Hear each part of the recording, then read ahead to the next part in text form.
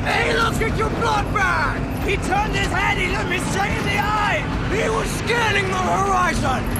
No! I am awaited! I am awaited in Valhalla!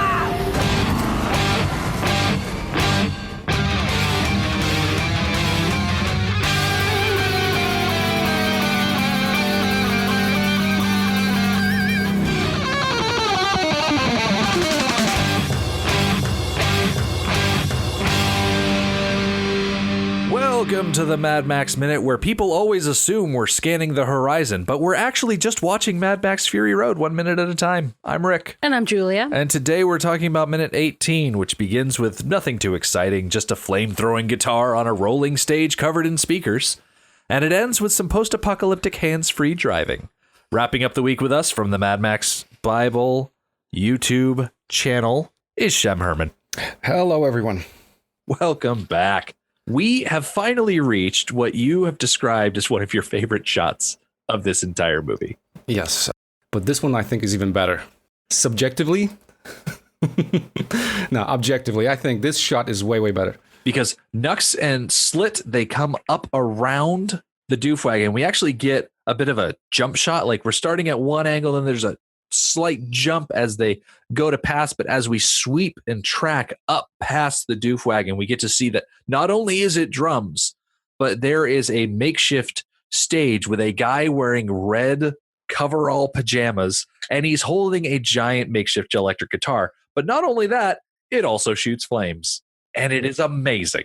Yeah, because everything in the apocalypse has to have dual purpose, as George Miller says, and also be extremely, extremely awesome. Right. I love the stories behind things like the Doof wagon and the guitar here, because George saw the early builds for the guitar, and I don't think when they originally made it, they had it shoot fire, because I think they assumed they were going to do it in post. I think they added the flame throwing functions after George looked at it and said, okay, let's see it shoot fire. Yeah, that's funny. That's the exact same story I wanted to start with, because I heard it before, and it wasn't really about the fire. It was about the fact that the whole thing was supposed to actually make sound. It was supposed to work. That's right. Yeah, so George Miller, the first time he saw it, he just saw it, and he's like, okay, well, let's plug it in. And everyone was just like, George, dude, this is a prop. We make props. And he was like, I don't, and he was like, what do you mean props? I mean, this is supposed to work, right? Mm-hmm. Colin Gibson took him aside and he's like, dude, okay, we will make it work. You go back. And they actually made it work. I mean, it made sound, but the sound was just complete garbage. You can actually hear some of it in the making of Fury Road, and you really would not want that kind of a thing going through desert, trying to signal anything to anyone. You couldn't hear it at all. There is a bonus feature on the Fury Road Blu-ray. It's called Fury Road, The Tools of the Wasteland. And in that video, Iota, who plays the Doof Warrior, appears, and he's talking about just the low audio quality of this guitar. It's just not great. Oh, it was awful. Oh, I mean, if you've watched Junkie XL explaining how he made the sound for this guitar, it's like, oh my God, this guy, he took like 40 different amps and played the same thing through them. And then he sort of layered them together so they have this huge, massive sound, which is nothing like what it sounded in real life. It's been explained in interviews and whatnot. And I mentioned this on Wednesday, that the reason that Joe has the Doof wagon in his fleet specifically is because you cannot shout orders to a vehicle fleet when everybody is driving huge V8 engines with giant exhaust pipes and flames and war going on. And so borrowing on the strategies of the past where they had drummers and trumpeters for old world battles, now you've got giant drums and you've got the Doof Warrior shredding out these orders. So depending on what the Doof Warrior is playing is a specific order that Joe wants passed along to the fleet. Also, the flames serve that purpose as well. That's what I heard. That way you get the double whammy of the audio instruction and the visual instruction. Exactly, yeah. Because, look, I mean, it's the apocalypse. They don't have walkie-talkies, I mean, the whole system of them communicating in the wasteland is so primitive, but at the same time looks to be very effective. Mm-hmm. I think One excellent example of poor communication in the Wasteland was what happened several minutes ago, where Furiosa turned left and the lead vehicle had no idea what was happening until they heard the screeching tires of the other escort vehicles turning. Yeah. Yeah, she could have. Yeah, well, they probably would have noticed, but yeah.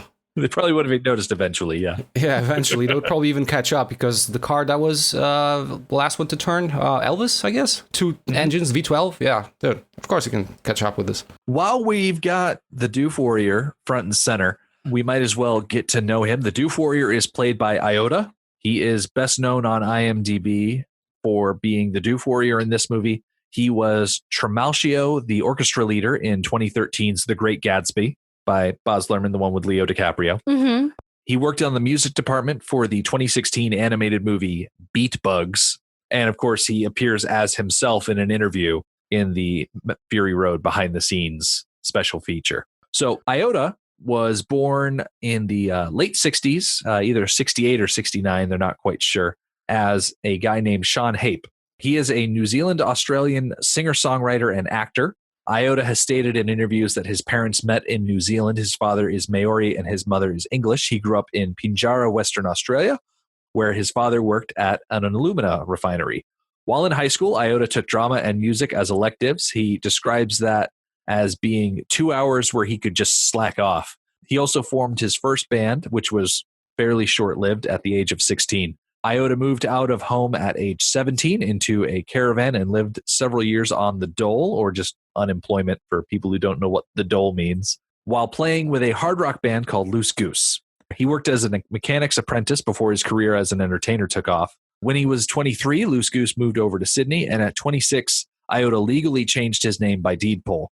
Iota has cited 3 reasons for this, one being that he wanted a new identity as an entertainer. He's also openly gay, so he wanted a new name to go along with being open. And then for the third reason being that he's a recovering alcoholic, and so he wanted to create a fresh start with the new name. As a musician, he has issued 6 studio albums and was nominated for Best Independent Release for the Hip Bone Collection in 1999 at the ARIA Music Awards of 2000.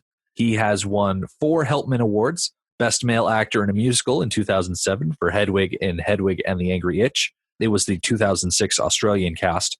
And Best Cabaret Performer, Best New Australian Work, and Best Original Score for his work in Smoke and Mirrors in 2010. Iota's stunt double for this role was Ben Smith Peterson. He would go on to marry Riley Keough, who plays Capable. Oh, did they meet on set? Yep. Well, isn't that adorable? It is, isn't it? Lore-wise, the Doof Warrior's mask is made from his mother's face. Oh, yes. That is... Are you serious? Yep. Yeah, that is a... there's a whole story to this. So, Rick, you want to tell it, or am I... No, go for it. Okay, well... The story of the Doof Warrior is really interesting. I mean, he was found by Immortan Joe when he was a child. And he was found by his mother, who was dead. And... basically, they were sitting in this dark place all the time, probably hiding from someone, I don't know. But this environment made him blind. And he basically loved his mother so much because I believe she taught him how to play a guitar or something. So that when Immortan Joe came over, he took him in. But the Doof Warrior, he loved his mother so much that he basically carved her face off and started wearing it. If I'm correct, if it wasn't Immortan Joe who gave him that mask, I'm not entirely sure about that. But the fact of the matter is, the Doof Warrior had a talent, and that was playing guitar. So he was entertainment for Immortan Joe. Mm-hmm. And eventually he ended up being on this Doof wagon as some sort of, I don't know, emotional support for the entire armada from the Citadel. Yeah. But yeah, so I think that's pretty much the gist of his story. Yeah, and he was definitely a standout figurehead in the advertising for this movie. I don't think anybody had ever really seen anything like the Doof Warrior before. Oh yeah, that is such an iconic image, like him with the guitar and the flames. I remember this one interview with George Miller when he went on Conan, and Conan actually, he brought it up, and George Miller started explaining what Doof Warrior is and why he needs to have this vehicle. And then Conan said something like, okay, so this sounds like a documentary, because everything just sort of made sense. Like, he started off like this and that, and then all of a sudden you end up in this crazy situation where you're standing on a truck with speakers behind you and you're shooting flames. So it's like this gap where you look at the end result and the beginning, and there's this logical chain of events.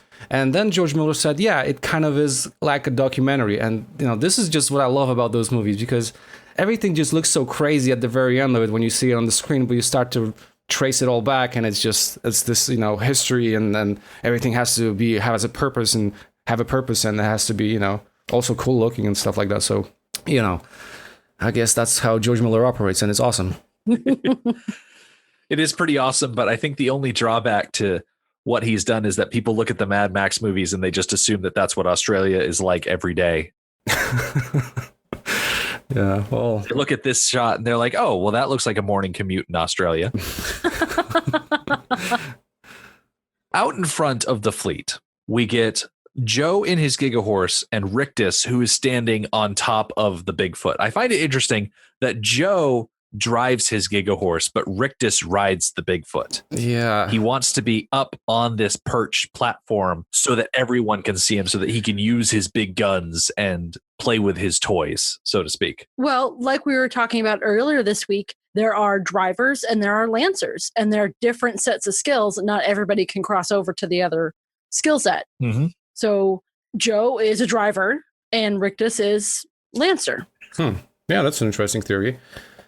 But I was more like looking like at the fact that Rictus, he has to have the biggest car, huge wheels. Like he is huge guns, huge wheels. Everything has to be big. Like he's like this big man child that has to have everything bigger, better. But at the end of the day, I don't think he's capable of even driving this car. I'm not so sure that he is either. I have expressed uneasiness, I guess, about labeling him as simple-minded, because at the time that had not been shown to us. But since then, I think I have seen enough proof to agree that I'm not sure he is mentally capable of driving. I look at Rictus and I see the kid who wants, I don't want to say that he wants everything in a Veruca Salt, Dudley, Dursley sort of way. But considering that of Immortan Joe's sons, that he is the biggest, the most intimidating, and yet the one that you can't really set loose in a wasteland. Like Scabrous Scrotus, we never see him because he's off doing his own thing. Oh, yeah. We see Corpus in the Citadel because he's running the Citadel for Joe. I see Corpus taking care of the day-to-day. That way Joe can just be the king. Whereas Rictus is still a boy. Yeah. And so if he wants the big toys, he gets the big toys. Yeah, exactly. I mean, in the comic books, it's actually explained pretty well what he really is. He has, like, okay, if you look at his outfit, it's littered with those tiny baby dolls, like doll heads. He's got this weird, like, he mentally, he is a child. There's a scene, there's a panel in the comic book where Rictus Erectus, he finds this old lady's house who's been collecting all those dolls. And so he looks at all of them and he thinks babies, toys, and he gets all those toys, all those dolls, and that was his idea to put it on the war rig, and he still has it on himself. He wears this sort of stuff, and it's also on the back of the of his car too. So yeah, mentally, he is like that, like a child. Joe might not be able to give Rictus territory for him to dominate. He wants to keep him on a shorter leash than that, but he can give him a monster truck, something that any boy would love to have. Exactly, yeah. Try and think of a kid that I knew growing up that didn't see advertisements for monster truck rallies and think, oh my gosh, Sunday, it's coming to the local arena. Can we go? Oh, dude, I have a 4-year-old nephew, and he just basically, he wanted me to play monster truck, whatever events on YouTube all the time. Mm-hmm. He wants those toys. I bought him a few monster trucks too. It's a real thing. It captures the imagination and excites the senses of children of all ages. And speaking of cars in general, I mean, I think it would be cool if we actually went back just a little bit to the shot of Coma, the Doof Warrior. There's a whole lot of cool stuff happening in the background. Aside from the cars, you can actually see one of the camera cars in the back. I don't know if you've noticed. It has not been erased. It's still there. I don't know if you can tell which one it is. It's well hidden, but anyway, it's there in the back. Yeah. It's this buggy that it's far away. It's far enough that you probably wouldn't recognize it. But it's a vehicle that's a camera vehicle. There were two like those buggies that already looked like Mad Max vehicles, so they just sort of put them way in the back. But I see them, and there's also a whole lot of other cars. Like you have the Parenti, this midlife crisis vehicle, as I like to call it. This is like the one that looks like kind of like a Corvette. The silver car, which originally was supposed to be a Polecat car, but it just didn't make it. And there's the what is it? The Challenger, yeah. And some other cars in the back. So, yeah, that's all I wanted to point out. That there's a car that should not be there in the previous shot. All right. Okay. Keep a close eye on it next time y'all watch the scene. Oh, yeah. Coming up between the Gigahorse and the Bigfoot is Nux. We saw him speeding up earlier. And so as he finds himself between these two vehicles, he leans out the window and he makes the V8 salute and he shouts out for Joe. He shouts Immortan. And Joe, of course, is driving. He probably can't hear him anyway. And Nux continues saluting and calling out. And Joe slowly turns his head. And we get this jump shot, quick zoom. And it looks like Joe is looking directly at Nux because he's looking directly at the camera. And we assume that the camera is Nux's POV. And so when we see that, we cut back to Nux and he practically leaps out of his car. He's just so freaking excited. And he starts shouting about how he looked at me. He looked right at me. Oh, this part makes me so uncomfortable. He's fangirling so hard. Yeah, he is. That's exactly it. I have no desire ever to meet anyone famous. Nope, because it makes me uncomfortable. And yeah, this freaking out. Mm-mm. I mean, the whole editing choice, again, is just so strange. Like, it just sort of like zooms in all of a sudden, That's just, to me, that was just like really jarring. I remember the first time I saw it in the cinema, I was like, what the hell were they smoking? Like, why is this just like this? And there's this roar of an engine all of a sudden. I was like, what just happened, It makes me wonder if the eye contact was real at all. Those jump cuts. Right. It makes it feel like it was imaginary. Exactly. Yeah, it just feels like out of this, like it's like it really never happened. It's just in his imagination, right? Like, yeah, maybe Immortan Joe turned his head, but I'm not sure he actually turned it that far. Well, see, that's the debate that we're getting between Nux and Slit. Nux is freaking out, and Slit is like, oh, come on, be a reasonable guy. He was probably looking at your blood bag. He was probably scanning the horizon. And part of it, I think, is just Slit busting Nux's balls. Slit is the kind of person that will watch someone blow themselves up and then say, oh, mediocre Morsov. I'm telling you, this guy, he's so jealous. He really wants to be behind the wheel of that car. And you know what? Even before all this happens, there's this interesting thing. In the Gigahorse, you can see Miss Giddy, right? She's there. Mm-hmm.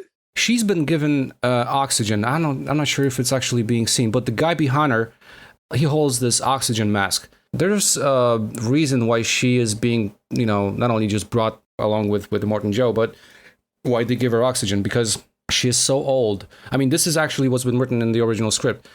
Immortan Joe takes her and he literally says something like, okay, let's see how long you can breathe this air. And they take her with her and they just only periodically give her oxygen.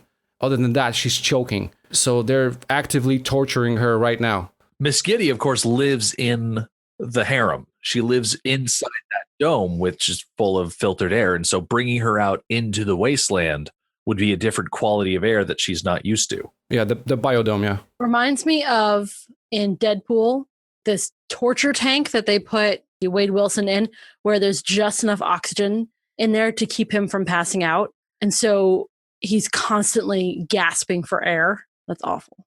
Yeah. That's horrible. That's what it reminds me of. Yeah. That actually makes a lot of sense that they would want to torment her, because from Joe's standpoint, she would need to be punished. She allowed the wives to sneak out. And so her punishment must be something along the lines of being out in a wasteland where you can't breathe very well and being kept just alive enough to continue gasping for air. Yeah. Is it strange that Nux pulls his car in between the two cars in charge. Like he's out of place. Like how dare he? Actually, I don't think it is, because if I remember correctly, I would have to pull up the original script, but there's a reason why he was there and he tried to prove himself to Immortan Joe. He was basically, it was something along the lines of him leading the way, trying to show the way to everyone. Like he will be the first one, he will be like the tracker, like the first one out there, whatever is, you know, out there, he will know, he will crash, whatever. He wants to show Immortan Joe that he's capable of doing that. I think that was the reasoning behind it. Like he really wanted to show himself like that. Yeah, I always interpreted it as Nux wanting to show off and be like, look how capable I am. I am here for you, Immortan Joe. Allow me to perform this thing for you. Right, yeah. Yeah, there's that, definitely. Yeah, that's pretty ballsy. It's just, it's not his proper place. Yeah, I don't look at the fleet and see a lot of structure as far as where the cars are positioned. There's some continuity errors from shot to shot. There's this one Jeep that is supposed to be on the right, but then it switches to the left. I mean, you know, aside from that, there's a lot of CG. There's a lot of ground replacement. Of course, the sky. I mean, this is my pet peeve when people are saying, "Hey, there's no CGI," and they replaced the ground. The wheels that you think they're spinning, they were stationary. You know, I mean, they're changing a whole lot of things in this movie. Yeah, I mean, they changed a whole lot of things in this movie, and you know, but credit where credit is due. 90% of the time, continuity is just spot on. They had this one woman who actually took care of it, and I mean, she did a great job. It's just like, you know, you have to look at those tiny little things if you really want to, and then you'll probably notice something, like, you know, with the car that was in the background I was talking about before. But, you know, you have to watch it frame by frame and be apparently clinically insane like me. Getting back to Nux and believing that he got a little bit of eye contact with Immortan Joe, he neglects any sort of dismissiveness from Slit, and he says, "No, I am awaited. I am awaited in Valhalla." And he grips his steering wheel, presses on the accelerator. The Nux car rockets forward ahead of the Gigahorse, and Max on the front of this car, just getting rattled around and pressed, and wind blowing in his face, debris flying up at him.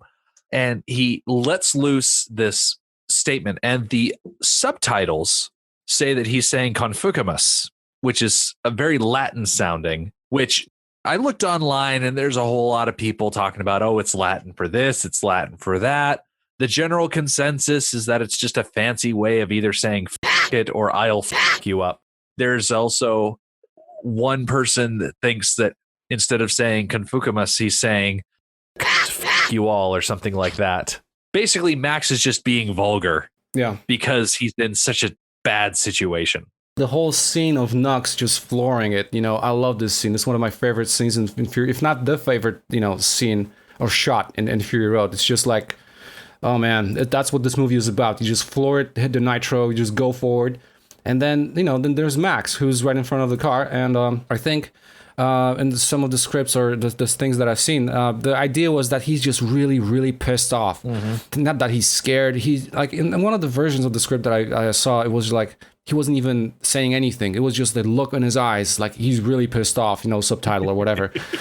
He wasn't saying anything. So the choice of, you know, the confucamus or whatever, however you pronounce it, that's just so weird. Like, but at the same time, probably it's just exactly what George Miller would do. Like, what the hell did that come from?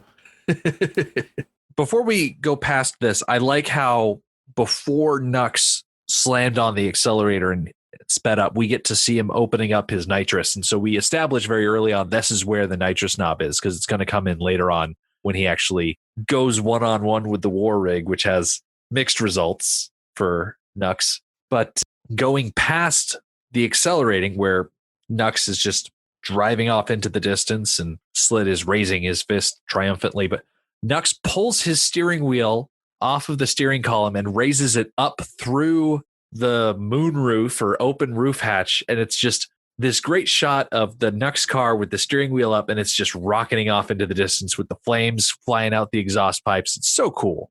Just metal, absolute metal. And you know what? I think, I'm not entirely sure if this is the case, but someone pointed out to me that this shot of Nux just flooring it, you know, with the pedal and all that has his name on it, that this shot was actually reused later in the movie when Slit is flooring it and he's about to, you know, kill Max. except that, the gas pedal had the Nux thing CGI, out. I have to check this, but it looked, I think I checked it once, and I think it was that, it was the case, but I have to double check it just to make sure. Yeah, we'll watch out for that. For sure. Interesting. Fury Road in itself, it has a lot of things that were reused. People generally don't see those things. Seriously, you have to look very, very, very closely. Some cars are just copied and pasted.